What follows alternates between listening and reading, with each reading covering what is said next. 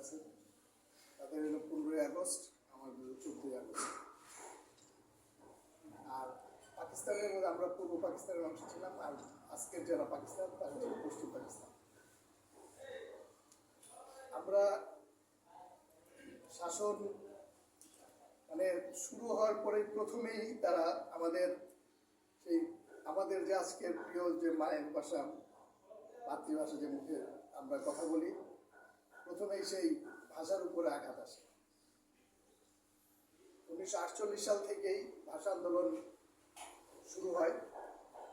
সেটা পর্যায়ক্রমে এই আজকের এই দিনে এসে চূড়ান্ত রূপ লাভ করে। 1948 সালে তৎকালীন পাকিস্তানের প্রেসিডেন্ট কায়েদে আজম মোহাম্মদ আলী জিন্নাহ ঢাকা বিশ্ববিদ্যালয়ের তৎকালীন কার্জন হলে এসে ঘোষণা করেছিল, Urdu shall be the state language of Pakistan. অর্থাৎ পাকিস্তান মানে উর্দু এবং উর্দুই হবে পাকিস্তানের একমাত্র রাষ্ট্রভাষা। কিন্তু সেই দিন আমাদের তরুণ দামাল ছেলেরা সেদিন কিন্তু সেটা মেনে নেয়নি। সেই কার্জন হলের সেই মিটিংয়েই তারা তাৎক্ষণিকভাবেই ক্ষোভে ফেটে পড়েছিল এবং না বলে সেখান থেকে বের হয়ে এসেছিল। এবং পরবর্তীতে সেটা পর্যায়ক্রমে আন্দোলন চলতে থাকে। একটা পর্যায়ে 1952 সালের 21শে ফেব্রুয়ারিতে যখন আন্দোলন চূড়ান্ত পর্যায়ে অবস্থা বেগতিক দেখে তারা 144 ধারা জারি করেছিল।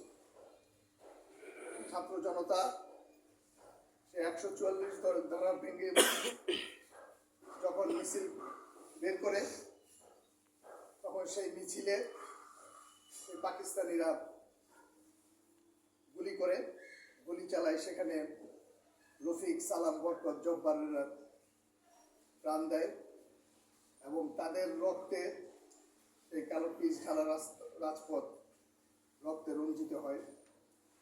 এবং তাদের রক্তের বিনিময়ে শেষ পর্যন্ত তারা আমাদের এই রাষ্ট্রভাষাকে তখন তারা মেনে নিতে বাধ্য হয়।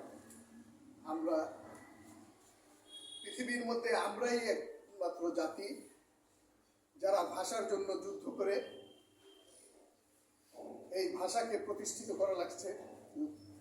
আর কোথাও এরকম কোনো নজির নাই। পরবর্তীতে এমনিভাবে একের পর এক বিভিন্নভাবে আমাদের উপর জুলুম নির্যাতন চলে আসে। আমাদের দেশের উৎপাদিত জিনিসের মূল্য তাদের দেশে কম ছিল, আমাদের দেশে বেশি ছিল।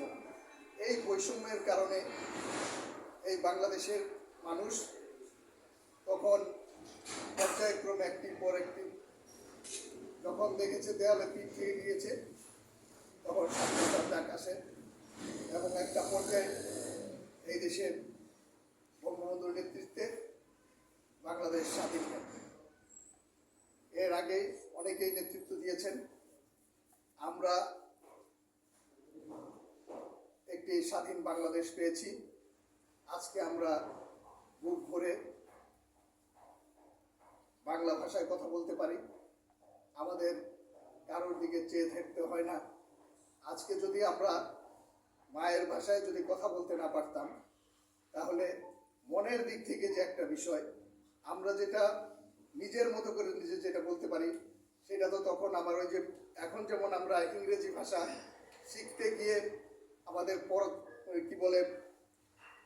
প্রাইভেট পড়া লাগে, তখন দেখা গেছে যে উর্দু যদি আমার মাতৃভাষা হতো, তখন কিন্তু ওই যে আমাদেরকে কিন্তু সেইভাবেই পড়া লাগতো।